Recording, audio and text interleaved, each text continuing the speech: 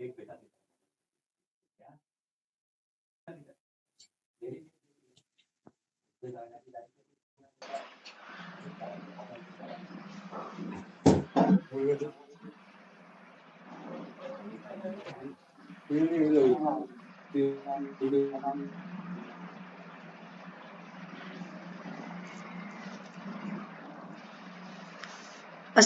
علیکم ورحمۃ اللہ وبرکاتہ.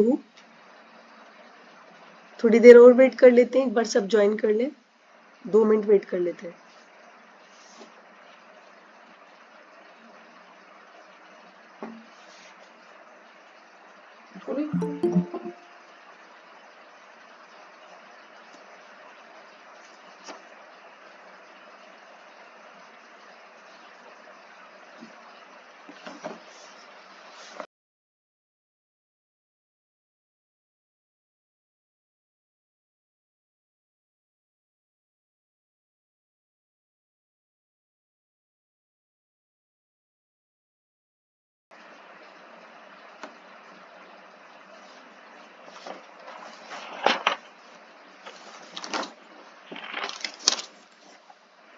السلام علیکم ورحمۃ اللہ وبرکاتہ. رب اشرح لی صدری ویسر لی امری واحلل عقدۃ من لسانی یفقہوا قولی. ربی زدنی علما ربی زدنی علما ربی زدنی علما. اللہم آپ سب بھی درود شریف پڑھیں. اللہم صلی علی محمد وعلی آل محمد کما صلیت علی ابراہیم وعلی آل ابراہیم انک حمید مجید. اللہم بارک علی محمد وعلی آل محمد کما بارکت علی ابراہیم وعلی آل ابراہیم انک حمید مجید. اللہم ربنا آتینا فی الدنیا حسنۃ وفی الآخرۃ حسنۃ وقنا عذاب النار. حسبنا اللہ ونعم الوکیل. لا حول ولا قوۃ الا باللہ العلی العظیم. سبحان ربک رب العزت عما یصفون والسلام علی المرسلین والحمد للہ رب العالمین.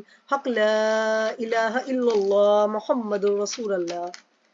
الحمدللہ آج فرائیڈے کے دن 8 مارچ 2024 کو تفسیر قرآن کلاس نمبر 58 اسٹارٹ ہو رہی ہے. اس میں ہم انشاءاللہ تعالی سورہ البقرہ کی آیت نمبر 215 215 سے آنورڈ اسٹارٹ کریں گے. اب مسلسل کئی آیات ہیں جو وہ اللہ تبارک و تعالیٰ کی طرف سے فتوے جو آپ رسول اللہ صلی اللہ علیہ وسلم کے کئی سارے سوالات کیے جاتے تھے نا ان سے، تو اہل ایمان کی طرف سے ان کے جوابات آئے ہیں. میں نے سورۃ البقرہ کی سٹارٹنگ میں بھی عرض کیا تھا کہ سورۃ البقرہ شریعت محمد صلی اللہ علیہ وسلم کا بلو پرنٹ ہے، ابتدائی خاکہ ہے، اور اس کی تقویلی احکامات سورۃ النساء اور سورۃ المائدہ میں آیا ہے. تو شریعت کے اعتبار سے جو احکامات ہیں، چاہے وہ آنے والی زندگی سے متعلق ہو، چاہے مشارتی چیزیں ہوں، وہ بڑی ڈیٹیل کے ساتھ اس میں آئی ہیں. اب آپ دیکھیں گے کہ مسلسل کئی آیات کے اندر رسول اللہ صلی اللہ علیہ وسلم سے جو سوالات کیے گئے ہیں، جو کوشچنز کیے گئے ہیں، ان کے جوابات، ان کے آنسرز اللہ سبحانہ و تعالیٰ کی طرف سے دیے جا رہے ہیں. آیت نمبر 215 سورہ البقرہ. ترجمہ: لوگ پوچھتے ہیں کہ ہم کیا خرچ کریں. اللہ تعالیٰ سوال کر رہا ہے، جواب دو کہ جو مال بھی تم خرچ کرو اپنے والدین پر، رشتہ داروں پر، یتیموں اور مسکینوں پر، مسافروں پر خرچ کرو، اور جو بھلائی بھی تم کرو گے اللہ اس سے باخبر ہوگا. تفسیر سورہ البقرہ آیت نمبر 215. اے محبوب صلی اللہ علیہ وسلم، یہ تم سے پوچھتے ہیں نا کہ ہم جو اللہ کی راہ میں خرچ کرتے ہیں کیا خرچ کریں، کس پر خرچ کریں. جب یہ سوال پوچھے تو فرماؤ، آپ فرما دیجئے کہ جو تم خرچ کرو گے اپنے مال سے تو اس کے مستحق ہیں. اس مال کے جو مستحق ہیں تو سب سے پہلے تمہارے ماں باپ اس کے مستحق ہیں، اس کے بعد تمہارے قریبی رشتہ دار، اور اس کے بعد یتیم اور مسکین اور مسافر. اور جو کچھ تم نیکی کا کام کرتے ہو بے شک اللہ سبحانہ و تعالیٰ اسے خوب جانتا ہے. یعنی اللہ کی راہ میں تم نے چھپا کے خرچ کیا ہو، چاہے اعلانیہ کیا ہو، سب کو بتا کر کیا ہو، اللہ تعالیٰ سے کوئی بھی چیز چھپی ہوئی نہیں ہے بے شک۔ تو یہاں پر ایک ترتیب بھی بتا دی گئی ہے کہ اللہ کی راہ میں خرچ کرنے کے لیے آپ کا مال ہے، اس کے سب سے پہلے حقدار آپ کے رشتہ دار ہیں۔ صحیح بخاری اور مسلم دونوں میں یہ حدیث موجود ہے۔ اللہ سبحانہ و تعالیٰ کے محبوب رسول اللہ صلی اللہ علیہ وسلم نے فرمایا، جو شخص یہ چاہتا ہے کہ اس کا رزق خوشادہ کر دیا جائے اور اس کی عمر میں برکت کر دی جائے، یعنی اس کی عمر بڑھا دی جائے، لمبی کر دی جائے، تو وہ اپنے رشتہ داروں کے ساتھ حسن سلوک کرے۔ اچھا، ہم لوگ کیا سمجھتے ہیں حسن سلوک سے؟ حسن سلوک سے مراد یہ سمجھتے ہیں ہم کہ ان سے اچھے طریقے سے بات کر لیں، یا خوشی غمی کے اوپر کوئی ٹیکسٹ میسج کر دیں، یا جنازے کے اندر شامل ہو جائے، یا یہ حسن سلوک اخلاق بات کی چیزیں۔ اصل میں جو حسن اخلاق ہے وہ ہے بھائی ان پر مال خرچ کرو، مال خرچ کیا جائے، اور یہ سب سے بڑا مشکل کام ہے مال خرچ کرنا، کیونکہ لوگوں سے مال خرچ نہیں ہوتا ہے۔ زبان کی مٹھاس تو ہر کوئی دے دیتا ہے، پر مال کی مٹھاس بہت کم لوگ دیتے ہیں۔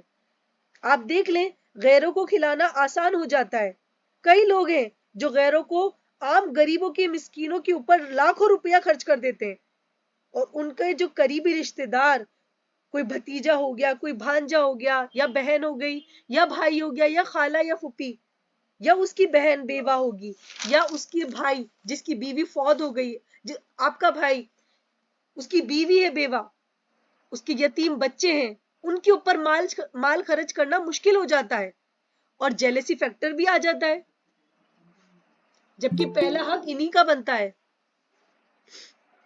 اس لیے اللہ سبحانہ و تعالیٰ نے ایمفسائز کیا ہے کہ جہاں پر بھی جیلسی فیکٹر کا اندیشہ تھا نا، اور یہ خطرہ تھا کہ لوگ اللہ تعالیٰ کی راہ میں خرچ نہیں کریں گے، اس کے اوپر پہلے ہی ایمفسائز کیا گیا ہے، اس کے اوپر پہلے ہی زور ڈال دیا گیا ہے کہ آپ سے پوچھتے ہیں نا کہ یہ مال اللہ کی راہ میں خرچ کرنا ہے تو کہاں پر خرچ کریں، تو پہلے حقدار تمہارے ماں باپ ہیں، جن کو ہر کوئی بھولے بیٹھا ہے۔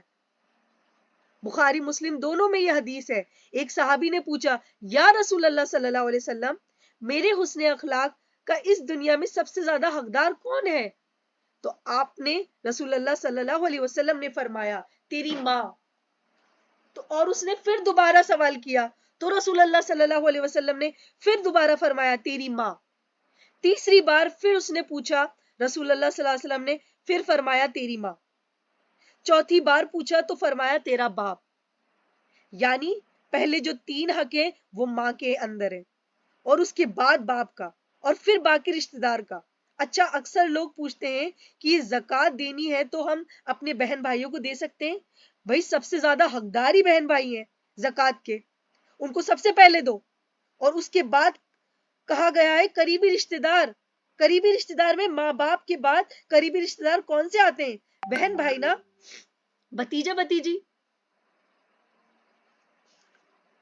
یہ قریبی رشتہ دار ہیں۔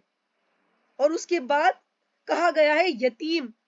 ظاہر ہے یتیم کا تو کوئی ولی بھی نہیں ہوتا ہے، ان کا کوئی سرپرست نہیں ہوتا ہے، ان کے باپ نہیں ہوتے ان کے سر پر، ان کے اوپر مال خرچ کرنے والا کوئی نہیں ہوتا ہے، تو ان کی تو امپورٹنس ہے۔ اور مساکین یعنی ایسے غریب جو کسی کے سامنے ہاتھ پھیلانے میں ڈرتے ہیں لیکن اپنی شکلوں سے پہچانے جاتے ہیں کہ یہ غریب مسکین لوگ ہیں، ان کے اوپر بھی خرچ کرو، اور مسافروں کے اوپر بھی۔ مسافر والا معاملہ اس وقت ابھی جو ہمارا دور چل رہا ہے اس میں ایکسکلوڈ ہے، ہو چکا ہے، کبھی کبھار ضرورت پڑتی ہے۔ اگلے زمانوں میں تو سفر بہت بہت بڑا مشکل آزمائش کا ذریعہ تھا، ایون جو لوگ حج اور عمرہ کے لیے جاتے تھے تو کئی کئی مہینوں پہلے نکلتے تھے۔ ہمارے سب کانٹیننٹ سے جو حج اور عمرہ کی جو ایکٹیویٹی تھی وہ آلموسٹ 4 مہینوں کا پیدل سفر تھا، اور جو لوگ پانی کے جہاز میں سفر کرتے تھے تو 2 ہفتے میں تو بندرگاہ سے لے کر وہاں تک، لیکن وہاں جدہ سے مکہ تک 2 دن اور 1 رات کا سفر ہوتا تھا۔ یہ بندرگاہ مطلب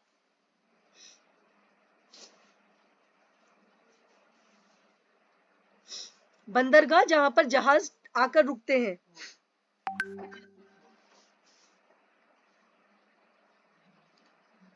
تو 2 دن اور 1 رات کا سفر ہوتا تھا اونٹ کے اوپر، اور یہاں سے بھی جن لوگوں نے پہنچنا ہوتا تھا بندرگاہ تک، اگر پیدل چلتے تھے تو کئی کئی دن لگ جاتے تھے.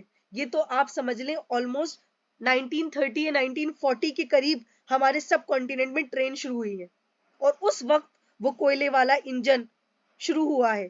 90s میں بھی لوگ جاتے تھے کیونکہ اس کا ٹکٹ ایروپلین سے سیدھا آدھا ہوتا تھا، تو لوگ اسی سے سفر کرنا پسند کرتے تھے کیونکہ پیسہ کم خرچ ہوتا تھا.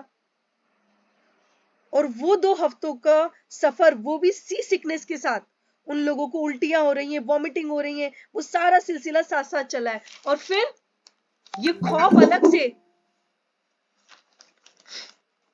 یہ تو اللہ کا شکر ہے کہ یہ بوئنگ اور ایئر بس فلائٹ جب عام ہوئی ہیں.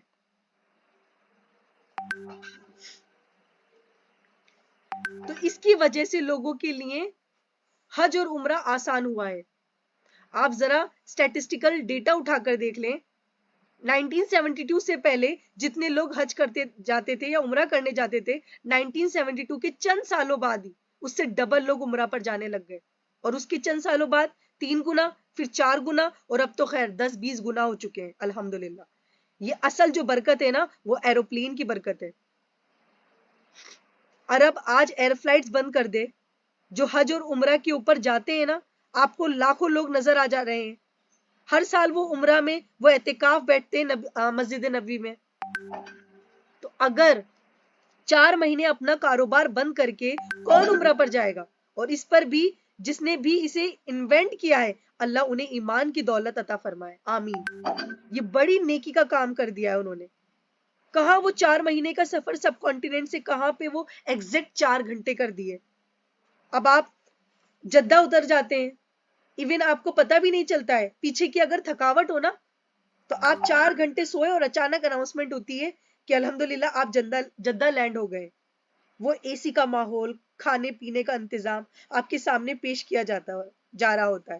اب ذرا مہینوں کو امیجن کریں جن میں آپ کو جنگلوں کا سفر کرنا ہوگا. وہاں پر آپ کے راستے میں قافلہ لوٹنے کا اندیشہ بھی ہوگا، جنگل میں جنگلی جانوروں کا اندیشہ ہوگا. ان راتوں میں 4 مہینوں میں وہ راتیں بھی آئیں گی جو اندھیری رات ہوتی ہے. ایک رات گھر سے باہر گزارے، آپ کو پتہ چل جائے گا کتنی مشکلیں ہوتی ہیں. اور جنگل میں آپ 4 مہینے کی راتیں روزانہ رات گزارنا ایک ایکٹیویٹی ہوتی ہے. لوگ رات کے وقت الاؤ یعنی بڑی بڑی آگ جلایا کرتے تھے کہ کہیں جنگلی جانور نہ حملہ کر دیں. اور کچھ لوگ رات کے وقت پہرا دیا کرتے تھے کہ آپ امیجن نہیں کر سکتے یہ ساری چیزیں. وہ زندگی میں وہ ایک حج کرنا بھی مشکل ہے. آج کل وہ تو مذاق بنا ہوا ہے حج اور عمرہ کا. آلموسٹ آپ دیکھ لیں ہر سال لوگ حج اور عمرہ پہ جا رہے ہوتے ہیں. یہ ایئر فلائٹس کی برکتیں یہی ہیں، ادروائز یہ بڑا ہی مشکل کام تھا. اس وقت انسان کو یہ خبر آتی ہے کہ واقعی یہ اسلام کا 5واں فرائض ہے. ابھی تو لوگوں کو فیل ہی نہیں ہوتا ہے، لوگ اسے پکنک کی طور پہ لے رہے ہوتے ہیں. لوگوں نے اس کو نکاح اسپاٹ بنا لیا ہے اپنا، کہ نکاح کے بعد جائیں گے، اپنی پوسٹ ویڈنگ شوٹس کروا رہے ہیں وہاں پر. اور ہاں، حج بھی کر رہے ہیں انشاءاللہ. اس ٹائم میں جو حج کرتا تھا اور وہاں پہ جا کے بھی جو ایکٹیویٹیز تھیں، ہوٹلز میں رہنا، ریگستان کا سفر، کئی لوگ تو میدان مدینہ شریف جاتے ہی نہیں تھے کہ وہ حج کا حصہ ہی نہیں ہے، واپسی ہی آ جاتے تھے. اتنی تکلیف اب مزید سفر کی ہم کیسے کاٹیں؟ فیملی کے ساتھ مشکل ہوتا تھا. صفا مروہ کرنا کا صحیح کرنا جو اس وقت چلڈ ماحول کے اندر ہو رہی ہے، یہ بھی بہت بڑی ایکٹیویٹی تھی. وہ لوگ بازاروں میں سے گزر کر وہ 7 چکر لگانا پڑتے تھے. تو اتنی لو کے اندر تو لگ پتا جاتا تھا لوگوں کو.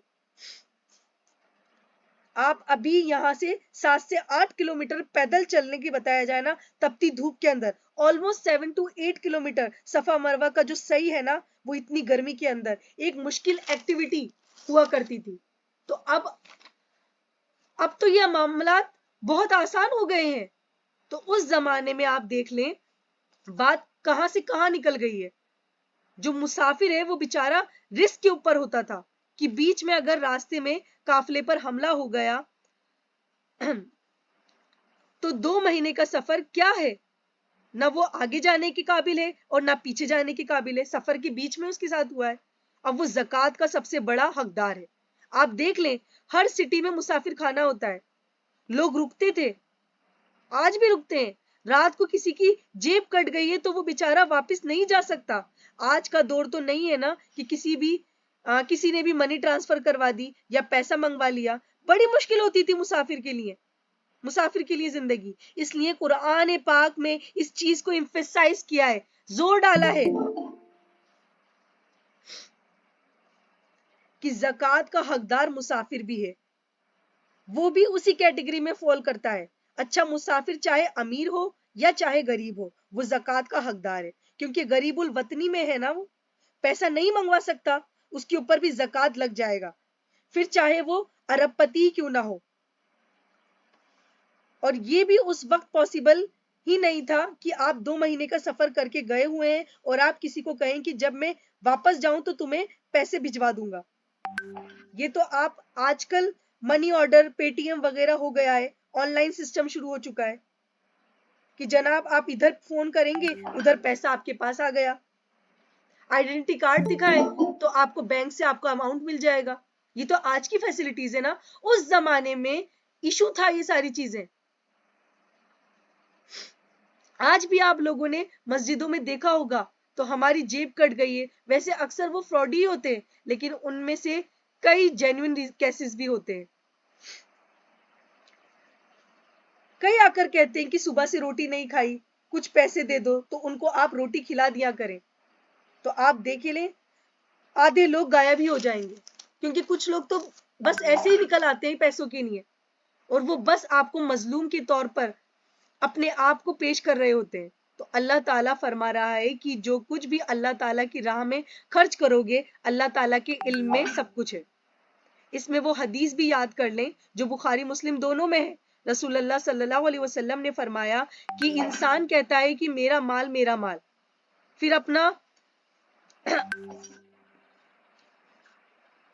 پھر وہ اپنی پوری سورت کی تلاوت کری. کون سی سورت کی؟ الہاکم التکاثر حتی زرتم المقابر، تمہیں مال کی کثرت نے ہلاک کر دیا یہاں تک کہ تم نے قبروں کا منہ جا دیکھا، یعنی قبر تک تمہارا مسئلہ حل نہیں ہوتا. حضور نے یہ پوری سورت تلاوت کی، پھر کہا تم کہتے ہو میرا مال میرا مال میرا مال، اور بھائی تیرا مال تو وہ ہے جو تو نے کھا لیا یا پہن کر پوشیدہ کر لیا یا اللہ کی راہ میں خرچ کر کے آخرت میں محفوظ کر لیا. 3 مال ہے آپ کا. ویسے تو 3 میں سے بھی ایک ہی ہے، جو کھا پی لیتے ہیں وہ بعد میں یاد بھی نہیں رہتا ہے، اور جو پہن کر پوشیدہ کر لیتے ہیں وہ بھی کہاں یاد رہتا ہے. پر جو اللہ کی راہ میں خرچ کر کے جمع کروایا وہ تیرا مال ہے، باقی تو تیرے رشتہ دار کا مال ہے. بخاری مسلم میں ایک حدیث ہے نا، رسول اللہ صلی اللہ علیہ وسلم نے فرمایا کہ ابن آدم کے پاس سونے کی 2 وادیاں بھی آ جائیں گی نا، وہ خواہش کرے گا، وہ تمنا کرے گا کہ میرے پاس تیسری وادی بھی آ جائے، سونے کی مل جائے مجھے. اس کا پیٹ صرف قبر کی مٹی ہی بھر سکتی ہے، صرف اور صرف قبر کی مٹی. فرقان قریشی نے اس کے اوپر ایک لوب بھی بنایا ہے.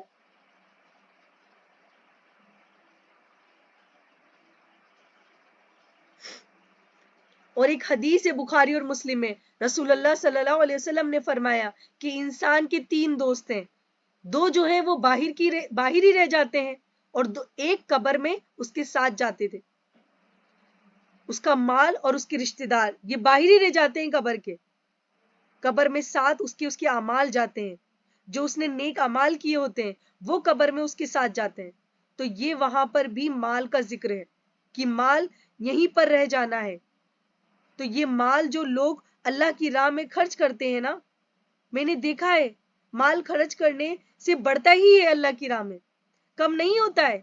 اور اللہ کی راہ میں خرچ کرنا تو وہ اپنے کام کم کیے ہی نہیں ہیں، وہ تو بڑے ہی ہیں کیونکہ وہ صدقہ کیا ہے آپ نے. آخرت تو کئی ایک نیکی کم پڑ گئی نا تو انسان کی بیوی بچے ماں باپ دینے کو تیار نہیں ہوں گے.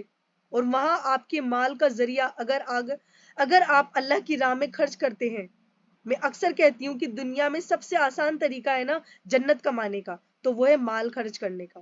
نہ اس کے لیے آپ کو غسل اور وضو کرنا پڑے گا، نہ اس کے لیے کوئی ایفرٹس پٹ کرنی پڑے گی۔ جو مالدار لوگ ہیں نا، پیسے ان کا نکال ہی رہا ہوتا ہے، ویسے ہی نکلتا ہے نا، صرف ایک نیت کرنی ہے کہ آپ خالص اللہ سبحانہ و تعالیٰ کے لیے کر رہے ہیں، بس باقی نماز میں تو فل کنسنٹریشن چاہیے، خشوع اور رجوع چاہیے، وہ ادھر نہیں چاہیے، وہ ایک ایفرٹ پٹ کرنی ہے پڑے گی، بس آپ کو ایک فیصلہ کرنا ہے، طلب سچی ہو اور نیت صاف ہو، تو اللہ سبحانہ و تعالیٰ خود انسان کو ہدایت کے راستے پر پہنچا دیتا ہے۔ یا آپ نے اپنے اندر یہ کمٹمنٹ اللہ کے لیے شو کرنی ہے آپ کو، تو یہ مال خرچ کر کے آپ سب سے آسانی سے جنت کما سکتے ہیں انشاءاللہ تعالی۔ اور وہ جو بخاری مسلم میں حدیث ہے، 7 لوگوں کو اللہ کا سایہ نصیب ہوگا اس دن جب اللہ کا سایہ کے سوا کوئی سایہ نہیں ہوگا۔ اس کی محدثین نے تعبیر کی ہے کہ اللہ کا سایہ سے مراد ہے اللہ کا عرش کا سایہ۔ اس میں سے ایک شخص وہ بھی ہے جو دائیں ہاتھ سے صدقہ کرے اور بائیں ہاتھ کو خبر نہ ہو۔ اللہ ہمیں بھی ویسا ہی بنائے۔ قرآن پاک میں سورۃ البقرہ میں پچھلی آیت میں بھی پڑھ چکے ہیں نا ہم، کیا کہہ رہا ہے اللہ تعالیٰ وہاں؟ اللہ کی راہ میں جو خرچ کرتے ہیں نا، اس کو لوگوں کو اور جو لوگوں کو جتا کر اس مال کو ضائع مت کرو۔ پھر اللہ تعالیٰ نے اس کی مثال دی ہے کہ وہ تو اسی طریقے سے جیسے ایک چٹیل پتھر ہوتا ہے اس کی طرح ہے، اس کے اوپر مٹی پڑی ہوئی ہو اور تیز بارش آئے وہ بالکل دھل جائے گا۔ اس طرح تمہارے نام اعمال سے تمہاری نیکیاں دھل جائیں گی، ختم ہو جائے گی، اگر تم نے شو آف کرنے کی نیت سے کی ہے۔ اچھا، اللہ تعالیٰ نے مثال دی ہے بہت ساری، تو اللہ تعالیٰ نے پھر ایک اور مثال دی ہے۔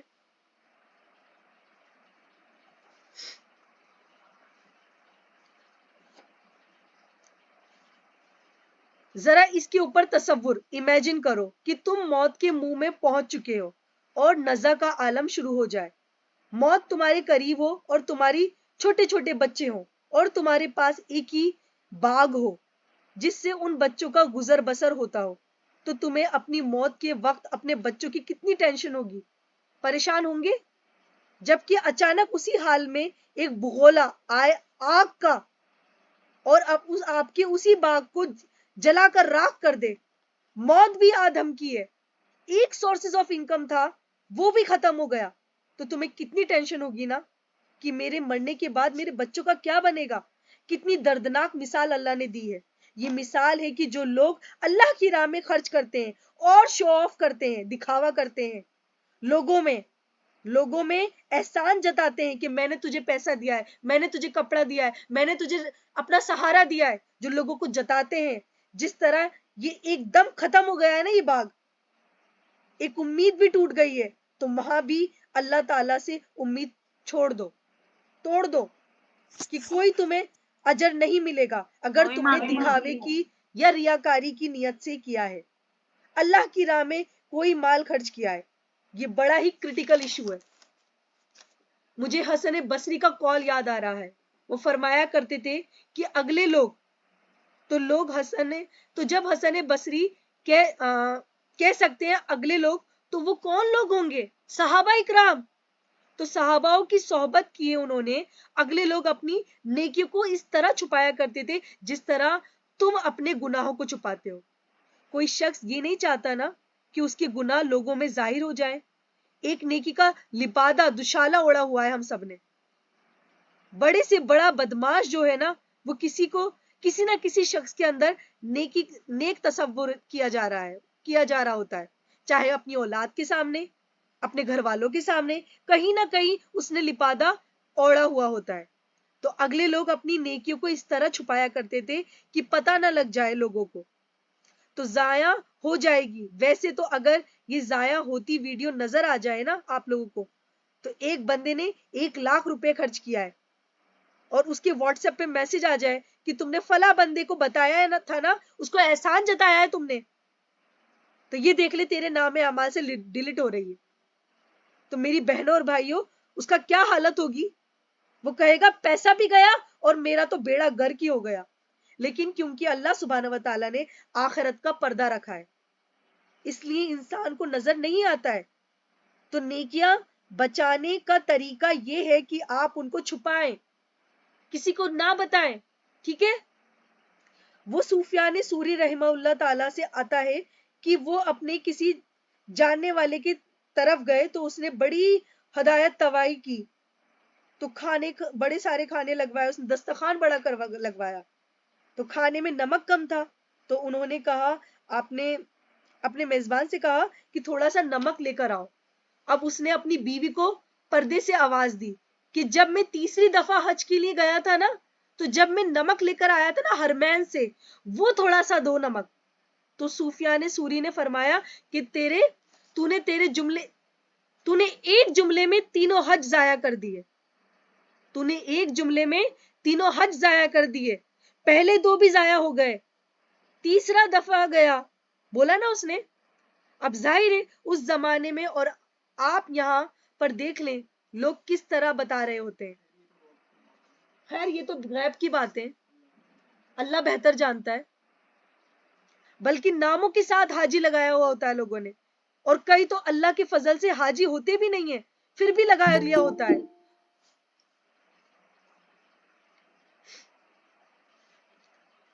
تو نیکیوں کو چھپانا ہے, یہ بہت ضروری ہے. البتہ اس میں بعض اوقات شیطان وسوسہ دے دیتا ہے کہ جو فرض نیکیاں ہیں نا, اس کے لیے بھی لوگ گھر میں نماز شروع کر دیتے ہیں, تو یہ حرام ہے. یہ کوئی کہتا ہے نا کہ میں داڑھی اس لیے نہیں رکھتا کیونکہ یہ لوگوں کو نظر آئے گی, داڑھی میرے اندر ہے. نہیں, جو رسول اللہ صلی اللہ علیہ وسلم نے نیکیاں اعلانیہ کی ہیں, بتا کر کی ہیں, وہ آپ نے بھی اعلانیہ ہی کرنی ہے. اور جو آپ نے چھپا کے کی ہے تو ترغیب دلائی ہے, وہی آپ کو چھپا کر کرنی ہے. تو جو فرائض ہیں ان کے معاملے میں اسی طریقے سے آپ کو آنا ہے جیسے رسول اللہ صلی اللہ علیہ وسلم نے کیا ہے. آپ نے انہیں, اور جو آپ کو چھپایا نہیں کی نہیں کہا, انہیں ایکسپوز نہیں کرنا ہے. ہاں اس کے بعد آپ نے نہیں کسی کو جتانا, لیکن وہ جو چیزیں ظاہر ہیں اعلانیہ ہیں. اچھا یہ بھی یاد رکھے, کئی شخص اعلانیہ اللہ کی راہ میں خرچ کرتے ہیں نا, تو آپ نے اس کے اوپر فتوے نہیں لگانے کہ اس کا مال ضائع ہو گیا, کیونکہ قرآن پاک میں کئی جگہ آیا ہے کہ اللہ تعالیٰ نے فرمایا ہے کہ نیک بندے وہ ہیں جو اعلانیہ بھی خرچ کرتے ہیں اللہ کی راہ میں, اور چھپا کے بھی کرتے ہیں. اعلانیہ بعض اوقات اس لیے کیا جاتا ہے کہ لوگوں کو ترغیب, موٹیویشن مل جائے. ٹھیک ہے. جس طرح غزوہ تبوک کے موقع پر رسول اللہ صلی اللہ علیہ وسلم نے اعلانیہ لوگوں سے مال جمع کر رہے تھے. ظاہر ہے رومن امپائر سے جنگ کرنی تھی تو ریسورسز چاہیے تھے, تو اعلانیہ انہوں نے کیا کرا, لوگوں سے مال لیا. وہ اللہ سے ڈرنے والے لوگ تھے, تو اعلانیہ بھی بعض اوقات ضرورت پڑتی ہے. وہ اس شخص نے خود اپنی نیت دیکھنی ہے. وہ اس طرح سوچتا ہے کہ اعلانیہ کرنے سے ریاکاری ہو جائے گی, پھر چھپا کر کرے. اگر آپ کو ایسا لگ رہا ہے کہ میں سب کو بتاؤں گا تو یہ شو آف ہو جائے گا, دکھاوا ہو جائے گا, تو پلیز آپ چھپا کر کریں. اور جہاں کہیں آپ کو اعلانیہ کرنا پڑ جائے, تو کیونکہ بعض اوقات ایسی ضرورت پڑ جاتی ہے, تو ضرور کریں, اعلانیہ بھی صدقہ کریں. تو اس میں یہ شرعی مسئلہ یاد رکھیے گا کہ اگر آپ کسی کو زکوٰۃ یا صدقہ دے رہے ہیں نا, تو اس کو بتانا ضروری نہیں ہے, بلکہ نہ بتانا ضروری ہے.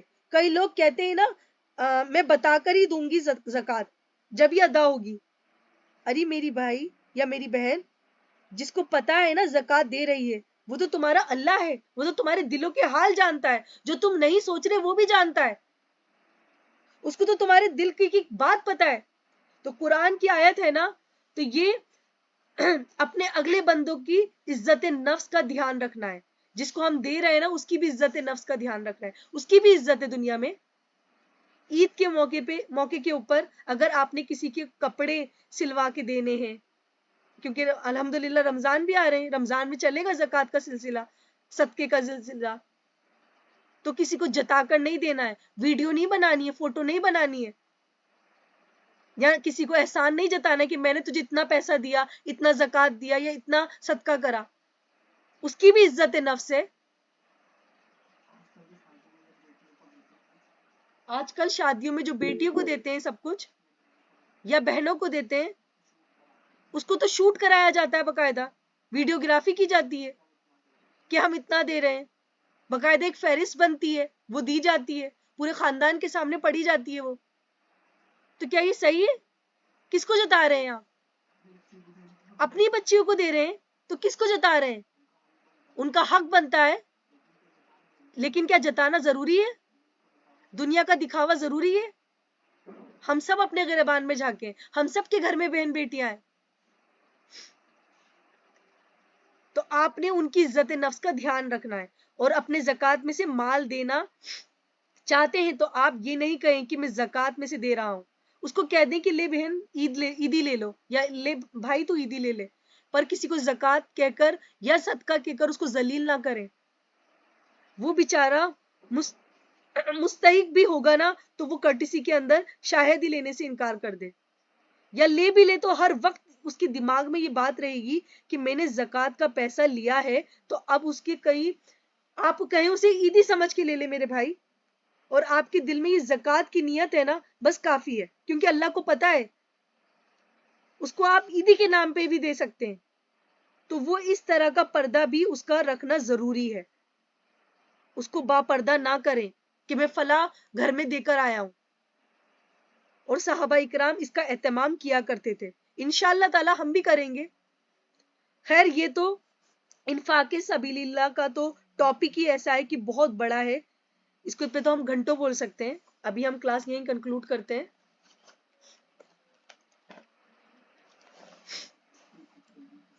کسی کا کوئی سوال ہے تو پلیز کر لیجئے, یا کوئی ویلیو ایڈیشن کرنا چاہتا ہے اس میں تو آپ بتائیں.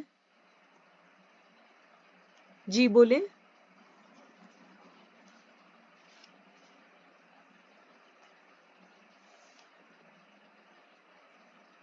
السلام علیکم. وعلیکم السلام. میں پرسنلی بھی کال کر سکتی ہوں آپ سے بعد میں بات کرنے کے لیے؟ جی ضرور, انشاءاللہ. جی ٹھیک ہے. کسی کا کوئی اور یا ویلیو ایڈیشن کچھ اس میں تفسیر میں کرنا چاہتے ہیں, پلیز آپ لوگ آئیں.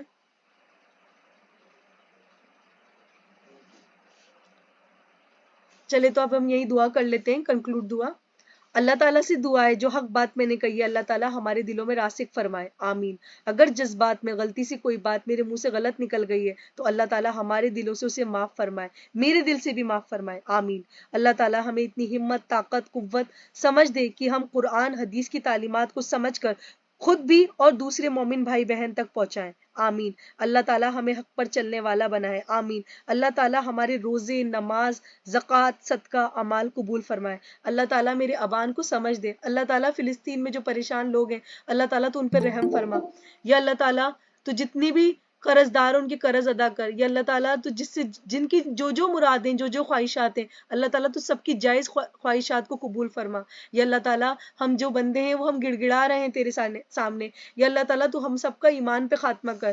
یا اللہ تعالیٰ ہمیں موت نصیب نہ کر جب تک ہماری بخشش نہ ہو جائے. یا اللہ تعالیٰ ہماری اولادیں, ہمارے جو گزرے ہوئے بزرگ ہیں اور جو آنے والے ہیں اور جو ہیں ان سب کو جنت الفردوس میں اعلیٰ مقام عطا فرما. یا اللہ تعالیٰ ہمیں سیدہ فاطمہ کا پڑوسی بنا, یا رسول اللہ صلی اللہ علیہ وسلم کا پڑوسی بنا. یا اللہ تعالیٰ ہم دیکھ تیرے سامنے گڑ گڑا رہے ہیں, یا اللہ تعالیٰ ہم اپنی حیثیت کے مطابق مانگ رہے ہیں, یا اللہ تعالیٰ تو اپنی شان کے مطابق عطا فرما. یا اللہ تعالیٰ ہمیں مانگنا نہیں آتا, یا اللہ تعالیٰ تو ہمیں مانگنا سکھا. یا اللہ تعالیٰ ہمیں ویسا بنا جیسا تو چاہتا ہے. ہماری نمازیں قبول کر. یا اللہ تعالیٰ ہماری نمازوں میں ہمیں شوق ڈال, ہمارے قرآن میں ہمیں شوق ڈال, جیسا اس کا حکم ہے ویسا ہم اس کو پڑھیں. یا اللہ تعالیٰ اس کو سمجھنے کی توفیق دے, کیونکہ قرآن جب تک ہم نہیں سمجھیں گے ہمیں کیسے پتہ چلے گا کہ تیرا کیا حق ہے, ہم کیسے حق پورا کریں گے. یا اللہ تعالیٰ ہم سب بھائی بہن, مومن بھائی بہن کو سب کو تو قرآن کو سمجھنے کی توفیق عطا کر, آمین ثم آمین. السلام علیکم ورحمۃ اللہ وبرکاتہ.